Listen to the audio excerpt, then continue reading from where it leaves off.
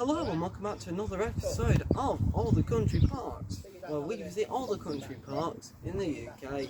Today we're here at Outwood Country Park, located on the outskirts of Bolton somewhere. The car park, of which I am standing in front of, is no longer open, well, to cars anyway, but the actual park itself is still open for visitors. So that's how we're going to be able to go in today. Now, you better keep watching, folks. Hello, as Simon said, we're at the main entrance to Outwood Country Park between Kersley and Radcliffe, and I think it was opened sort of in the 90s sometime. It's owned by Berry because it's in their area. But as we mentioned, the car park's no longer open, so it's a bit questionable how much they're maintaining it. The boundaries are not entirely clear. It's sort of in a horseshoe shape with a modern housing estate driving a wedge through it. It was created on the site of the former Outwood Colliery, which closed in 1931 following a mining accident. And there are one or two interesting features which we'll come on to.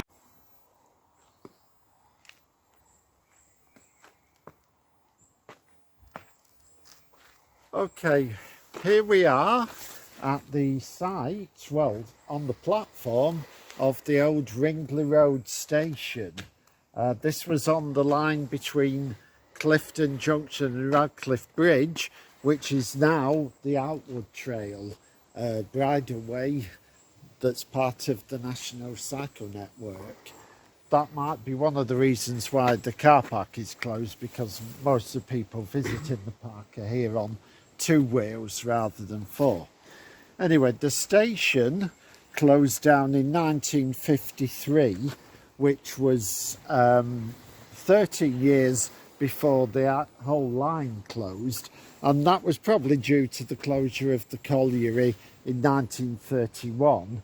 There used to be a line that went off to the right because the colliery was on this side of the line, but I don't think there's any trace of that now. And there was another platform. This was a dual line, but that's all gone now. And the former station building, and it was only on this platform, there was nothing on there, was round about where those bushes are now. Again, no real trace, but it's good that you can still see the platform. Yeah. Oh. Hello. Just past the old station, you come to the first of the sculptures by a man called Ulrich Ruckheim, who was commissioned to make 10 of these concrete structures called Bury Stonehenge. 7 of them are clustered together and 3 of them are put singly in the park, so it will be a test of us whether we can find all 10 of them, but it wasn't entirely well received by locals. One thing you can say is that as far as the Irwell Sculpture Trail is concerned, much of it has decayed or been vandalised or disappeared. We found that when we were walking down from Bacup towards Ramsbottom, that there was very little left, but these are going to take some shifting or weathering down, so if all the other sculptures have gone, at least Mr. Ruckheim's work will remain. Well, I've got to hand it to him. It does look like a sculpture, just one that hasn't started work yet. Hello, you might remember this bridge if you've watched our series on the River Irwell. This is the viaduct going into Radcliffe itself, and you'll notice a lovely feature here. I don't know if they've done this deliberately, but there's a gap in the trees and the tower of the parish church fits just nicely into that.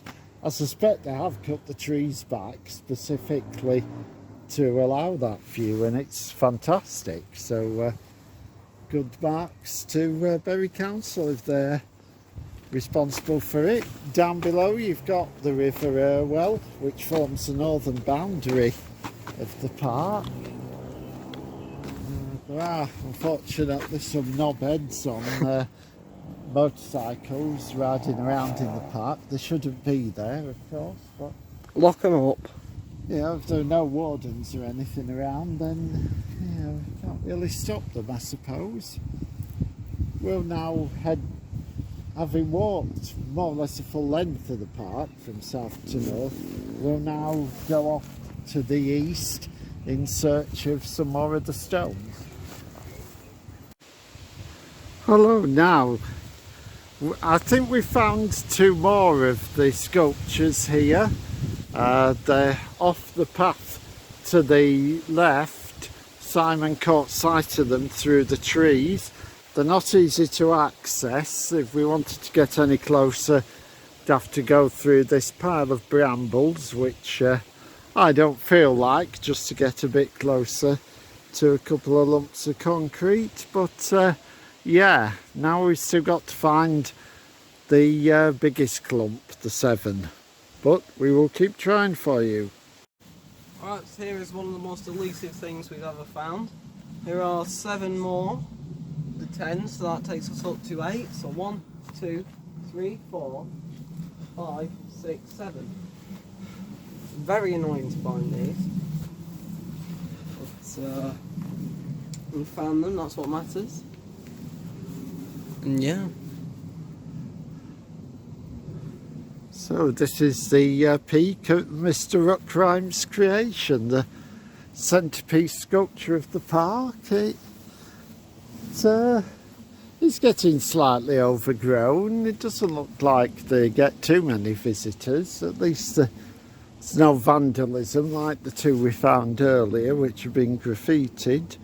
But has that really found all 10 then? Oh yeah, have you not been counting? Oh yeah. 1 plus 2 plus 7 is 10. Yeah, I know that. I'm not an idiot. No, I you're just forgot. not. Okay.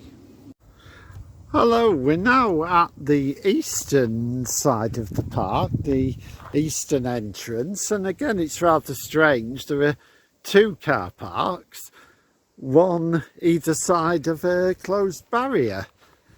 And going forward, I think the track on the left would lead us back towards the Ruckheim sculptures.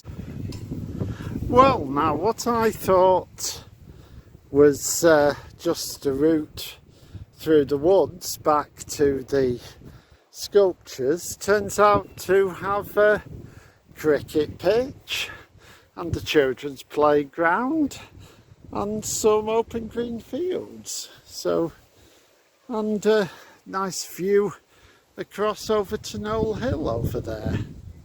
So that's a bit of a surprise.